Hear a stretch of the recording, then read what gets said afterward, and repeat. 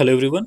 In this video आज हम section 240 of BNSS को पढ़ेंगे। 240 बीएनएसएस को पढ़ने से पहले हम ये देखते हैं कि हमने क्या क्या पढ़ रखा है पहले। ठीक है, 240 से पहले हमने पढ़ा 234 जिसमें दे रखा था हमारा कंटेंट ऑफ चार्ज। मीन्स अगर कोई मजिस्ट्रेट चार्ज शीट बनाता है तो उसमें क्या क्या इंक्लूडेड होना चाहिए। 255 में पढ़ा कि आप टाइम, प्लेस और जिसके साथ वो ऑफेंस हुआ है उसे भी आप मेंशन करेंगे, टाइम, प्लेस और पर्सन।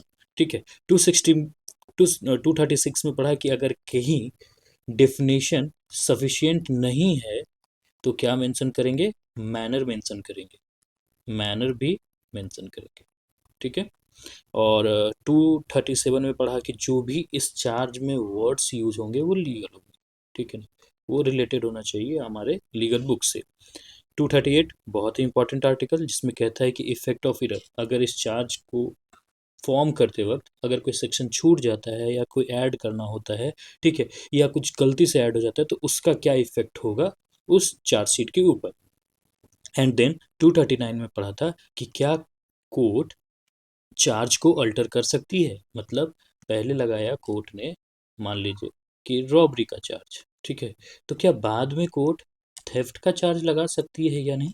ये यहाँ तक 239 तक हमने इन डिटेल पढ़ रखा है। अगर आपने अभी तक नहीं देखा है, ऊपर आई बटन पे वीडियो आ रहा होगा, आप जाके देख सकते हैं। ठीक है, चलिए सेक्शन 240 को पढ़ते हैं।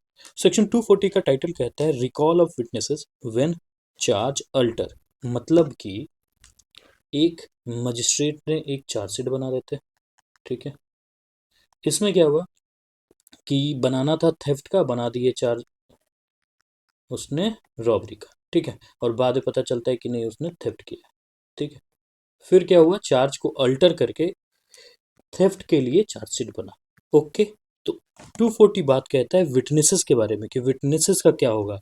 मान लीजिए कि ये जो अल्ट्रेशन हुआ है, ये चार्ज बना था 20/1/2026 को, ठीक है, और ये अल्ट्रेशन होता है 20/5/2026 को, और ये 4 महीने के अंदर, 4 महीने के अंदर बहुत सारे विटनेसेस आ चुके हैं। मान लीजिए 3 विटनेसेस आ चुके हैं, तो क्या उनका री एग्जामिनेशन होगा, क्रॉस एग्जामिनेशन, या उन्हें दोबारा बुलाया जाएगा या नहीं बुलाया जाएगा, किसके पास कितना पावर है, ये सारी चीज़ें हम सेक्शन 240 में पढ़ेंगे। ठीक है, तो कहता है whenever a charge is altered or added to by the court after the commencement of the trial, the prosecutor and the accused shall allot। prosecutor और accused को allow किया जाएगा, किस बात के लिए allow किया जाएगा भैया, तो to recall or re-summon and examine with reference to such alteration or addition। उन्हें allow किया जाएगा, किसको, डिफेंस लॉयर को और पीपी साहब को, कि वो जितने भी विटनेसेस हैं या जो भी विटनेसेस उनको रिलेवेंट लगता है उनको दोबारा बुलाया जाए। ठीक है, रिकॉल मीन्स दोबारा बुलाया जाए, रीसमन मीन्स दोबारा उनको इनविटेशन बोला जाए कि भैया कोर्ट में आप आओ। ठीक है, क्या करने के लिए, किस बिहाफ पे, वो जो अल्ट्रेशन हुआ था ना, जो हमने ये बताया मंथ वाला, ठीक है, ये जो अल्ट्रेशन हुआ इसके लिए उसे दोबारा बुलाया जा सकता है, किसे, विटनेसेस को। Okay, with any witnesses who may have been examined unless the court for the reason be recorded in writing consider that the prosecutor or accused as the case may be desired to recall re-examine such witnesses for the purpose of vexation or delay or defeat of the injustice।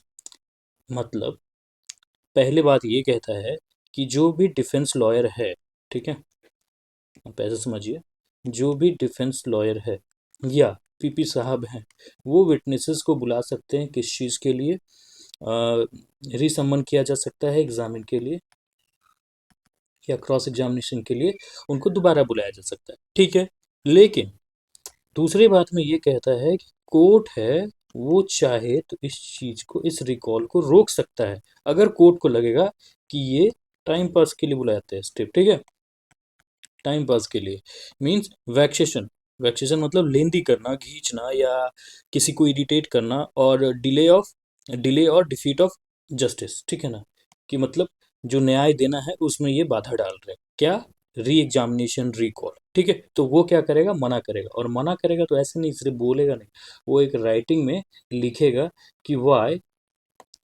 वो जो cross examination है, sorry recall है, उसको मना कर रहा है, ठीक है, और इसको अपने रिकॉर्ड में डाल देगा, ठीक है, इस पेपर को। ओके, तो आई होप आपको क्लाउज ए समझ में आया हो।